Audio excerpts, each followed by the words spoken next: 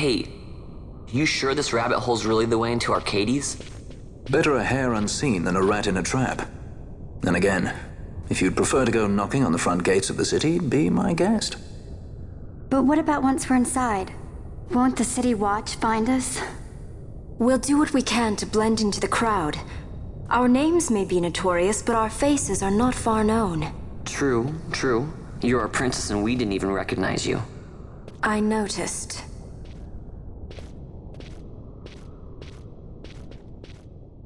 Master of words Vaughn over there doing what he does best. Anyway, welcome back to part 27 of Final Fantasy XII, where today we're finally making it to Arcadia. All we've got left is the Soheim Cave Palace and then Old Arcadia, and we're in. So we're finally nearly there. Well, technically you can count it as being there when you get into Old Arcadia, because there aren't any encounters in Old Arcadia. It is a city-esque like area, so it is considered a hub.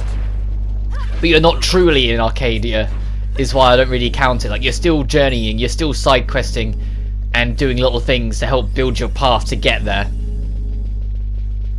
But the Soheim Cave Palace, learn the layout of the land now, because we'll be returning more than once to here. There's a few hunts based here, but there's also a significant side quest that is also here that we will be coming back for later on. God help me. It's not a fun side quest. It's against a particular super boss, and it's actually the weakest super boss of the bunch, so it's likely to be the first one you encounter, but it doesn't change the fact that it's long. It is still a super boss, and so it's challenging, and so it can kick your ass if you're not ready for it. Also, the music remains eerily silent for this first section until you get more into the palace, because it wants to build up the suspense and mystery a little bit of why you're here before the actual cave palace theme starts kicking in a bit. Because we're only really in the cave bit of the cave palace right now. Which, to be fair, like, that's the thing that I do want to credit in this game. They were relatively creative with a lot of the areas. Like, it wasn't just a palace. There's like, okay, why not make it a hidden palace in a cave so we can actually officially use the term cave palace? Why not make an undead household and an undead ruins that is like the place of everything that happens, so you can officially use the word necrohole? Things like that. They were very deliberate with what they wanted to do here, and it's nice, it's different. It spices it up in nice ways. But as soon as you enter the actual Soheim Cave Palace properly, that fake hunt that you had to accept last time to even get in here, well, it's here. These guys fucking suck, right? Like, they're not really a fight at all. All they do is cast haste on themselves and run around like morons. They just take forever, and every now and then they'll take little pot shots just to wind you up. And you're gonna see, so I immediately catch on, they're immune to slow. So let's not waste our time here. Let's give Thundaga, and let's get some shit going on. So they just caused a status condition on me, and then ran away again. And I'm just sitting there like, are you... Like, they're not a difficult fight. You're not gonna lose this fight. It's just... I guess it's supposed to just be something a bit more goofy to sort of, like, give you a little bit of comic relief almost in a fight before you enter the main meat of Arcadia. But at the same time, it gets annoying. It genuinely does. It's like, okay, for fuck's sake, come on. The music's nice though, but they just like, they're on the opposite corner of the arena. They just run away from you. That's all they do. Alright, we got one of them. If you've got someone spamming group-wide magic, you will start ripping through them relatively quickly, as you just saw there. As soon as we started, they were over quite quickly. But for goodness sake, screw that fight. It's fun and goofy, but at the same time annoying and stupid. Especially because it gets weirder, because once they're all defeated, their spirits just kind of happen to exist and they all float off. And when I first saw this, I was like, what the hell? Like, like the one that head comes off, the spirit of the head went separate from the body. And that's not the main boss of here. There is an actual boss here. Like I said, you just got to do that to even get in the door. Because otherwise, when you get to that door before you get in here, it will just be locked and you won't get in. And so you have to backtrack to the Sheeta Uplands to pick it up. Speaking of backtracking though, I will be going in to quote-unquote turn it in. Now we know that they're the Mandrogas. Or Drogoras. Drogaras? I don't know how you pronounce that.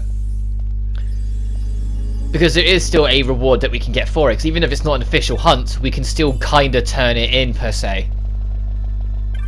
Because that's the door onwards. And we now get to listen to the Sohan Cave Palace theme, which we'll be listening to more in a minute. Because if you find that the Wayfarers, they've now met up and are together, so you can talk to them both and get your rewards, which isn't much. It's a couple remedies and 1,000 gil. And you talk to the kid, he's just kind of like, oh, it's good that you did it. And they're at the blue save crystal no matter what, so if you're looking for him, that's how it is. But the Sohan Cave Palace does wonders for building up the suspense and mystery, because there is a lot of interesting things in the lore that you can find around here, but it's very hidden. Not Dark Souls hidden, but hidden.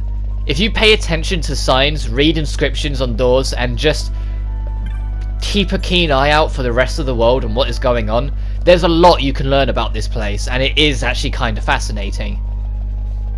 I'm not going to spoil it for you, because part of my reason for doing this Let's Play is I want to encourage more people to give this game a shot. Because 12 was very much overlooked at the time, as we, by complete luck, get a helpful trap, not a harmful trap. And the dead that are here also tell a story. Everything here hints at different pieces of lore surrounding either godhood or just what happened here. Here's your first fuck you mimic. It's a blue crystal mimic. And so you spot it, you run up to it, go to save, and it just beats you up. And you're like, excuse me? Like, that's the first crystal that when you see it, you're going to raise an eyebrow to. And you're going to be like, fucking really? There is another one in the Deadlands when we eventually go back to explore that. That's even more brutal because it's orange. So you look at it and you go, oh, it's a save crystal that I can actually teleport from. And it just beats you up. And it's really strong. Like, it actually can kill your party if you're not prepared for it. It's so dickish. But the giveaway that that save crystal was a mimic was how long it took for it to load in. We were pretty close to it before it became visible. Which doesn't usually happen for save crystals. Save crystals usually have priority of loading in over enemies in this game, because it's a PS2 game, and it was a late PS2 game, so it was kind of pushing the resources, so they had to make a priority list. So the fact that it loads in so slowly, despite being a save crystal, should have raised alarm bells. And it's the same for the orange one. It loads in a little slower than you'd expect. And you might not necessarily notice, but you'll kind of subconsciously notice it. Even if you don't really pay attention to how things load in and how things spawn, you'll still subconsciously be aware. If you lean over eastward as you're going through the cave though, you will find the urn that gives you the map. And the map will reveal two different puzzles to you. One that we won't be doing for a bit, and the other, I kid you not, we're not doing until one of the very last videos of this project. I wish I was kidding. It's literally like the second to last proper video of this project, because it's when I go to clean up the rest of the spells and techniques I'm missing. There's a puzzle that gets you a technique here. Because in this zone that we're just this second entering, I call this the waterfall room. The waterfall room has 5 entrances from the north and 5 entrances from the south. What you need to do is enter and exit each individual entrance in a very specific order. It's called the Pilgrim's Journey. There's a door hinting at this that you can find, and the door will not respond to you, but you can read it and it will tell you about the Pilgrim's Journey, eventually leading to the waterfalls moving, allowing you to access different paths. To access that middle path, south exit. Throughout it you'll get, I believe I want to say it's 1,000 needles, but I might be completely wrong there because I recorded it a little while ago now. I'd have to double check. Because I got all the techniques kind of quickly back to back, so I can't exactly remember what order I got them. I just know I get 1,000 needles at that time as well. So even if it's not that one, it is one I don't get until later on. That's the door, we just passed it, it was to our right. This door, this is the Pilgrim's Journey door. If you read it, it will hint to you about it. Said that way lie trouble and confusion. If you get drawn towards the Pilgrim's door, the heart and time and the deeds you accomplish share the place amidst the field. From the heart to the north of heaven to the steps south of earth, walk to time's footfalls to open the way. This expects you to have an understanding of the actual layout, as well as the fact that you are working clockwise around it. If you want to do it now, you start in the top right, go down and go straight down, and then go all the way this back bracket we're on to the far left edge, then keep on the left wall to go up the top left entrance, circle round to go to the next entrance along, so that's like the second from the right, go down into the second from the right at the south, going from second from the left at the bottom, go up from second from the top, and then go down the middle, and that is the puzzle. The second from the left on the top, and then round to the middle. Which might sound confusing, but the easiest way to put it is, if the top entrances, the top 5 that we're going through now, is numbered 1 through 5, and the bottom numbers are 6 through 10, you go 5, 10, 1, no, sorry, scratch that, 5, 10, 6, 1, 4, 9, 7, 2, 3, 8. Yeah. I was counting. I was doing it in my head as I was doing it, like I was using my finger as a pointer. But that's only if you decide to do it now, because it will rearrange the order of the waterfalls as you go on, allowing you to go through different paths. As I just explore every door, because I just decided. Well, I say decided more. I didn't know about this puzzle right at this time. I said I only recorded it later on when I was going for the techniques. There's also a ninja sword you can find in here, I believe, if you decide to do the quest now. But you can see there are some paths where there's like a gap in the rock that we travel across that's a lot paler. That's where the waterfall will be moved to as you do the puzzles, because it opens up the passage to the middle, but it will block off the ease of access. The other one that we've already just fucked up, but I did it deliberately because I am very well aware of this puzzle. This is the ancient puzzle of time, the second puzzle. And similar to the previous one, it is a somewhat clockwork manner, but it's registering what doors you open instead. So if you've opened any of the doors beforehand, you need to leave the area and re-enter it to reset it. You might notice that the 5th entrance seems to stretch its path up this right width. If you wish to open the door to the Hell Worm now, you enter from this side, and then work your way around clockwards until you're back where you begun, and you will hear a click, and then on the far left, a door would have now opened. So you should have entered from the door we just entered from, and then from here you would go clockward. So you'd go through the door to our left, and then keep on going round across all the clock faces. You'd never touch the doors in the middle like I'm doing now, because like I said, I'm deliberately avoiding this one because I know I'm not ready. If we went to fight the Hellworm now, it would be a massacre.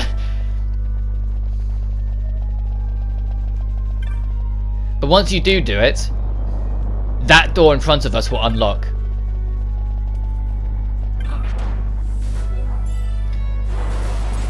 I say that, I think there's actually two doors that you need to open. One of them I think needs a key, so you can't open it anyway. So if you're traveling to Arcadia, this door means nothing to you. But if you go tracing suns round at Journey's End, the door embraces you. So you start on the east, because it's referring to the sun's pattern of rising and setting, and then work around the globe. That will open the door. But both of them are easy to remember because of the fact that they're both clockwork movements, and also the doors change their name once you interact with the puzzle, because these aren't ancient doors, they're doors of hours, because they're the ones tied to the puzzle. So if it says ancient door, you know it's not tied to the puzzle and doesn't matter. But once you push forward into this door, you do get the actual boss fight of here. Not whatever the hell that was before.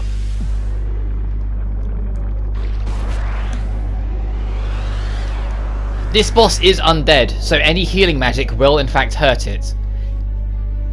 It's impossible for you to have renew at this point, so you can't two-shot it using the technique I've mentioned before, but at the same time this boss isn't too bad. The only thing that makes it a problem is that if you leave it alone for too long, which it will try and do by teleporting away, it will duplicate itself. Its duplicate form doesn't share its boss health bar, it has less health. Only one of them is the real one, and if it dies, the rest will go. But as you can see, it's just made itself into like 4 or 5 of itself. So making sure it hits the real one isn't always so easy. Additionally, when it's nearly dead, it gets a defense boost, so the last third or so of its health will seem to go down not as quick as the rest, as you're seeing here. once it's hit its max level of dividing itself into different forms, once it's hit the max amount of it can do, it will instead cast Doom to try and get you to hurry up. But this is Final Fantasy XII, not classic Final Fantasy, so Doom can be overridden and removed with a remedy. That's something that I actually commend Final Fantasy XIII for doing, even if it wasn't 100% how I'd want it. Like, it was still a bit problematic. 13 made Doom scary again. Because in the classic Final Fantasies, up till around Final Fantasy VI, because in 7 almost nothing used Doom, so it kind of lost its margin a little bit. But in the first 6 Final Fantasies, if any enemy had Doom and cast it on you, it was fucking terrifying, because there was absolutely nothing you could do. Like, I think even in Final Fantasy IV, if you died and then deliberately picked yourself up with a Phoenix Down, the Doom counter would still go over. It was only if the Doom counter took you and you then used the Phoenix Down that you were fine. So then enemies would use Doom on all 3 of you, so there was no workaround. You had to finish the fight then. The fights against Odin in classic Final Fantasies were both my favourite and least favourite fights, because they were amazing skill tests. Because as soon as the fight started, you had a very exact time limit to act on it. And in the older games he used Doom. Later on he used a different mechanic that essentially worked like Doom, where essentially he would just one-shot your whole party if you took more than, I think it was like 6 turns to kill him. In Final Fantasy V I remember it being really fucking brutal, but I haven't played 5 in a while, as much as I'd love to. The only problem is that the only version of 5 I've got is part of the Final Fantasy Anthology collection. Which is interesting. The European version of Final Fantasy Anthology has got different games on it than the US version of Final Fantasy Anthology, and I've never understood that. The European Anthology has 4 and 5, the US has 5 and 6. And what's more curious is that although the Anthology version of Final Fantasy IV uses the original SNES version's graphics engine, it has a lot of the new features that a lot of people assumed didn't exist until the PSP version. You can find the secret developers room in the PS1 version of Final Fantasy IV that didn't exist in the original. There's a bunch of items and side stuff that you can do. The only thing the PS1 version doesn't have is being able to rearrange your party at endgame and the character specific bonus dungeons, like once you've done the final boss. They're still PSP exclusive, but there's a lot of little things that are in the PS1 version that a lot of people assumed didn't exist till PSP. But I'm getting off topic here. Can you hear that music playing? It's very relaxing and soothing. That's because you're at Journey's End. This music is supposed to relax you deliberately to alert you to the fact that you've made it. You have finally made it to Arcadia. Starting from Nalbina Fortress, well, starting from Rabanasta, we went through the Estus Sands, through Nalbina Fortress, through the highways, through the Salika Wood, through Fine Coast, then the Highlands, then the Sohine Cave Palace to finally be here. That's a tremendously long hike that we have done over these past few videos. And imagine how long it would have been if I didn't make half of those videos 50 minutes long. But there is an orange save crystal here, which is actually like not helpful. Like, it's in the least helpful spot for an orange save crystal ever. If you ever need to come back to the Sohine Cave Palace, you won't be using that. I'm telling you now, you're not using that. You're using the one in the uplands and proceeding north because it's just more convenient. But now we're in Old Arcadia, and we've got more cutscenes, so I'm going to have to shut up again.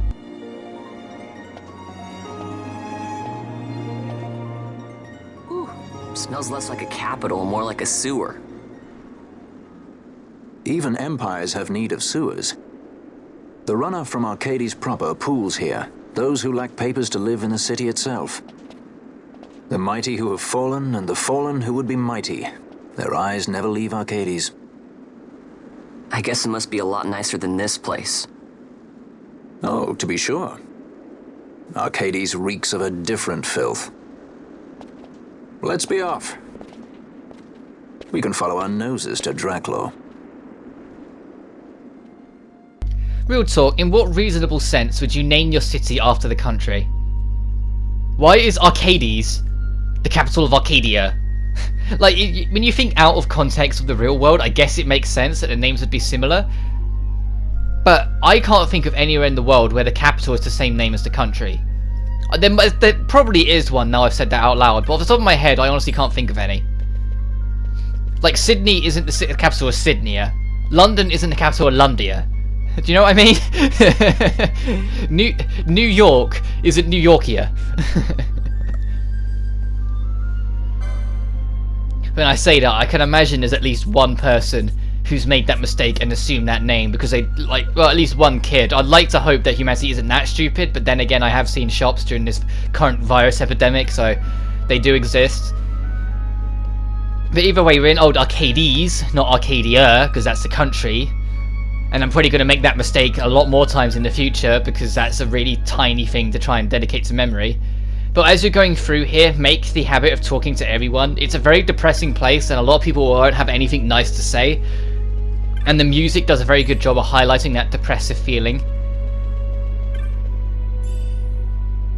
To be honest, the music actually reminds me of some of the quieter moments in the Castlevania reboot, Castlevania Lord of Shadows. The first game, like when you was exploring some of the fields and temples, and there was no enemies or encounters, music not too dissimilar to this played in the background. But the main reason why you want to be talking to people is that one or two of them will be tied to side quests that you need to, well, I say sides, you need to do them, that will allow us full access into main Arcadia in a bit. Because as Balthier highlighted, there is a huge cut-off between main Arcades and this left behind, old Arcades. Which is why the music's so depressing, because as Balthier even said, the mighty who have fallen, or the fallen who could be mighty, are all here. Everyone here who's just fallen apart, but this guy in particular is the one you want to talk to, because he will tell you that he's found a bag of coin and kept it for himself. And through spreading rumours of that, we can kickstart a fight that will distract the guards that are currently monitoring Arcades and the bracket between the two, because they won't let us pass without any kind of right to prove that we are Arcades citizens. They'd rather keep us locked down here like sewer rats. Otto can also be talked to over there, and Otto is a name you want to remember because he's tied to a very fucking long side quest later on that we will be doing because we need to do it to get access to an Esper. But my god, like there's almost one whole video dedicated to just doing the side quest, let alone actually getting the rewards for it later on, and it's just ugh.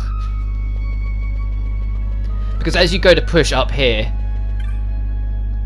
you'll be informed that up those stairs in front of us is how you get into Arcades, but you're not getting any further because there's guards blocking the door.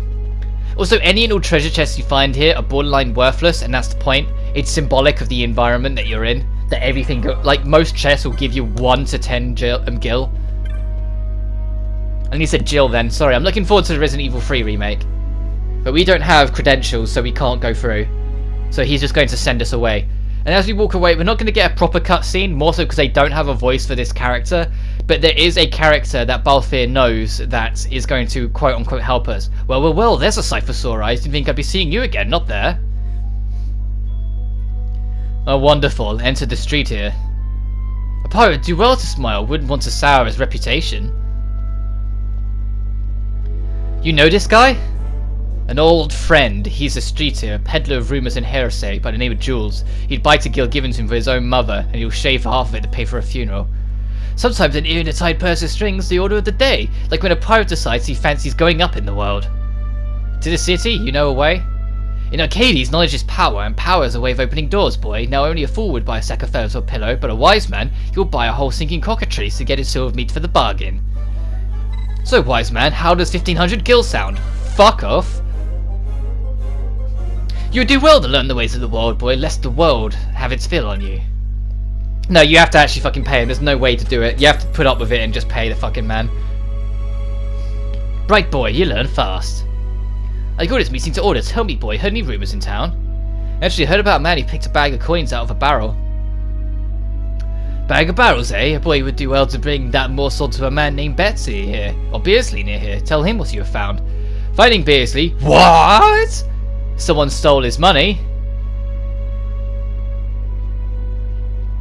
And once you've spoken to Beasley, returning to the Knights, or returning to Jules and telling him that you've informed him, that will continue the quest. So you see me go check on everyone around, just in case I've missed anything, like there's any other rumours I can pick up. But no, that's the only one you need. I was just misremembering. I'm actually thinking of another section that we will be doing this video, where you need to pick up several rumours, because they expand on that idea later on, once we're in Arcades, to help get a move on and get through it easier. But once you go back and talk to Jules, who's moved location... You told him as I told you, good boy. Not sure any of this has to do with me going up in the world. Oh, witness the power of knowledge, my boy. Hey, 'tis a foy, Beasley's gone wild. Like a bunch of school kids. So the guards have run along to try and break it up as well. Now's a chance, thanks Jules. Never thought you'd go for such a meager price. Pirate should know the worth of his gill, uncountable. Here's some good words for you. A Portugal Bronsone's son, come back from the Imperial Roost. See, words of much value, these. Or one there is a sir. Bah. However you pronounce Balthier's last name, alright?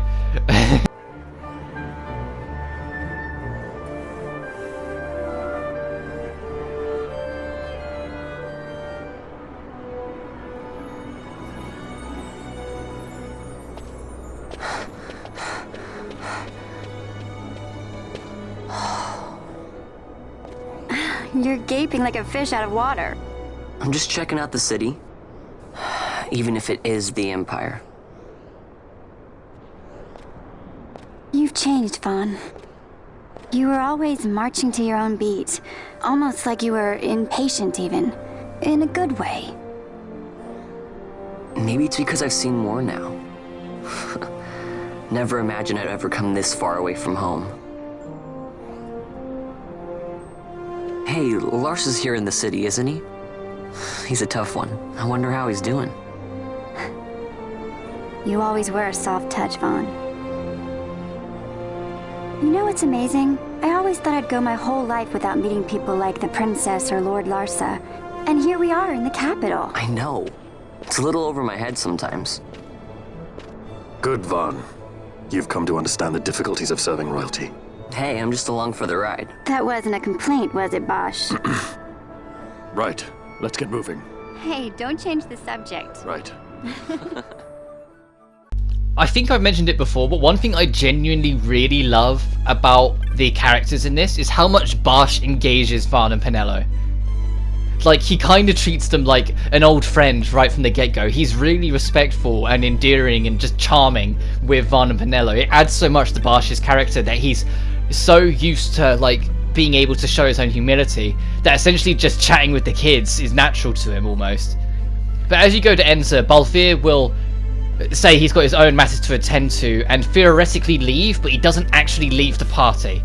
So if you decide to, like, turn around and go back out, he'll still be with you, which is weird. It's just a little cutscene thing. But now you've had that little scene, you've got pretty much free access to explore Arcades, so do so at your leisure. There's a lot of new shops here with new stuff to sell, but a lot of the best stuff here you kind of want to hold off on, because in not too much time we'll be going to another location that has some pretty good stuff to sell. But there is a good shop market here with some good stuff to buy, with the main focus being upgrading your techniques and your magic, because both of them can be expanded here. And the music is a soft, almost playful remix of the Empire's theme. You can now also buy X potions, which I was very tempted to just buy loads now, but I was like, ooh, that's a lot of money.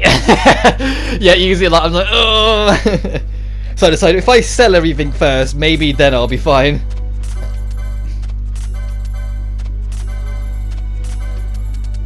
But yeah, it happened much earlier in the game, and it happens constantly, especially like right near the start. It happened a lot.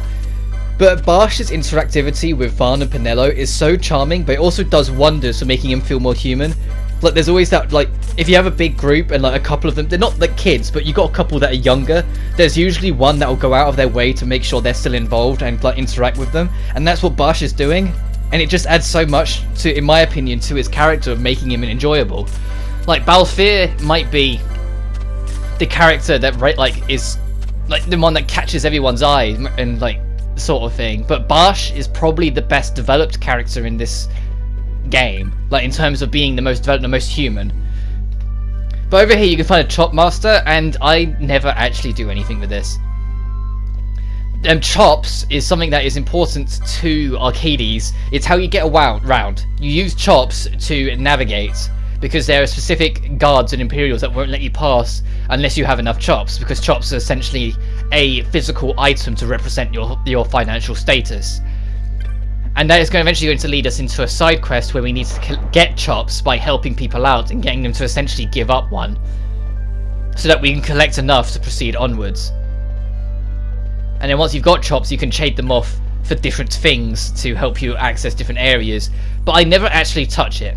And I know I should, but it's tied to side quests that don't matter to me and what I want to do in this project, so they don't happen.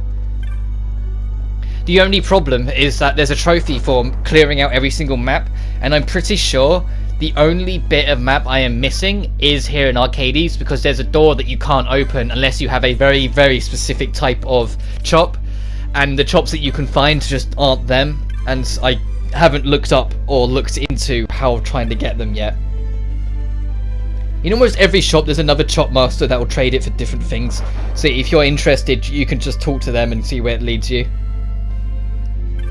And chops is another item that gets put in the same category as your loot that shouldn't be there because it's actually significant, but thankfully chops can't be sold, so you've at least got that saving grace.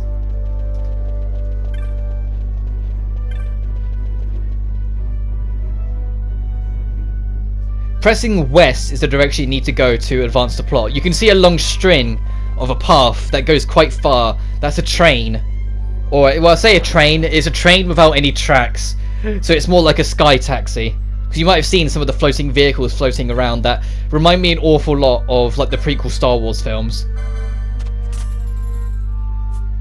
But you can find Thundaga here.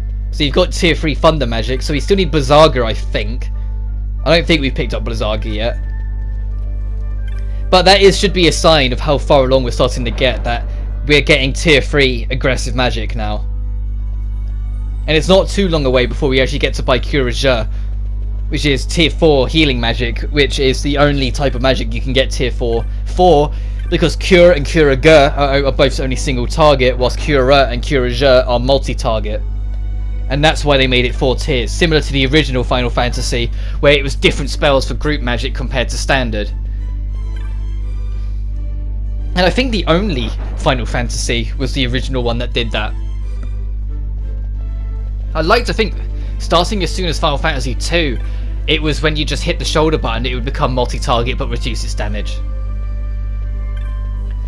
But there is a technique shop here as well, which it only has so much of interest.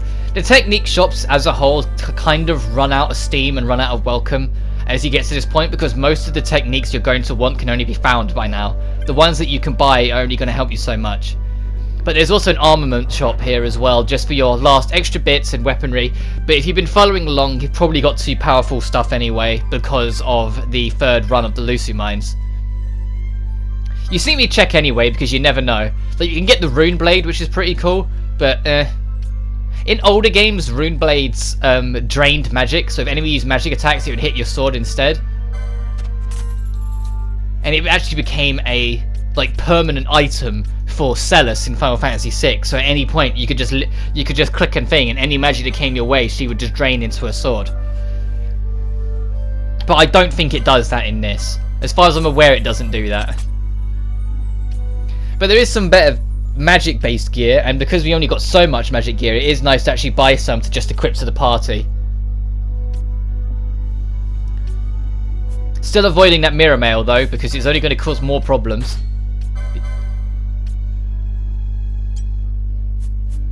What am I checking? Maybe I was just checking the stats of the crossbow, seeing how much it actually helps.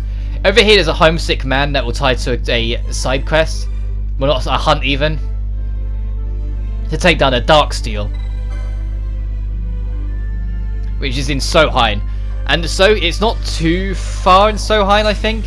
Like, there's one that's not actually too far from our entrance point, from the north entrance. But then there's one that's actually in the cave bit near the south. Oh, I even go to check. That's good. Thanks, past me. Yeah, this is the one higher up in it. Yeah, that's the only one that's actually helpful to go from the orange safe crystal from, because it's so close to it. But it's literally the only one. Everything else is on the southern border, and so it makes you wonder why they even, like, why they put it there. Like, where the blue crystal was should have been where the orange crystal is, and where the orange crystal is where the blue crystal should have been. At least that's what I think.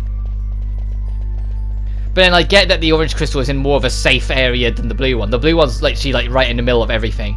But as you go over here, the dude will tell you you can't proceed without 3 or more chops. Because the alternative for chops is millions of gil wasting money just to get 1 chop. Having a spot of trouble, are we? I have a message from Master Balthier. He's waiting in the central. He says to come quickly. On this, but I need a chop. What is a chop anyway? But a boy wants information. That's right. He pays 2,500 gil. The cheeky fucker's charging more. This is how he gets people. Why, upstanding citizen of the Empire carries a chop. It's the mark to status sometimes. A right of transit others. So you're aiming to go to the central, were you? The gentry live. I think you need 3 chops. How do you get them? Like I've said, the key is knowledge, boy. You do your part on the street, talk to the right people, and you'll earn your chops in no time. That doesn't sound so bad. But people in Arcades love doing good deeds. Why? If they're helping you out, it must mean they're superior, understand? Not sure I do, but I'll give it a try. Thanks, Jules. A friend of Master Balthier's a friend of mine. Damn, Fran's onto you. Ahem. Fran's like, you're not a fucking friend. So if you talk to people, they will talk about something and you can pick up a rumour. Like for this instance, I picked up a knack from magic from that girl there. If you find someone who's interested in magic, you can share your rumour and they will thank you for it. Because that girl is trying to be hired because she has a knack for magic. So we got a chop. There's someone you can talk to over here. He will tell you... What am I looking for? There's someone over here you can talk to. They'll talk about that they found a trinket from the Giza plains. Or to be a judge. No, let's not do that. We need to find someone who's looking for new judges. But it's this guy who says, I came all the way from Giza looking for a trinket. It's pretty, like, just connect the dots. Like, you talk to people, they give you a tale, and you find what tale it goes to. And once you've done it 3 times, you can do any of them. I just show the ones I end up doing. But this guy's talking about Master of Disguise, so I commit that one to memory, and so I proceed off the other direction to try and find someone looking for a disguiser. And the Master of Disguise one's kind of clever, because you're looking for someone who's the exact same model.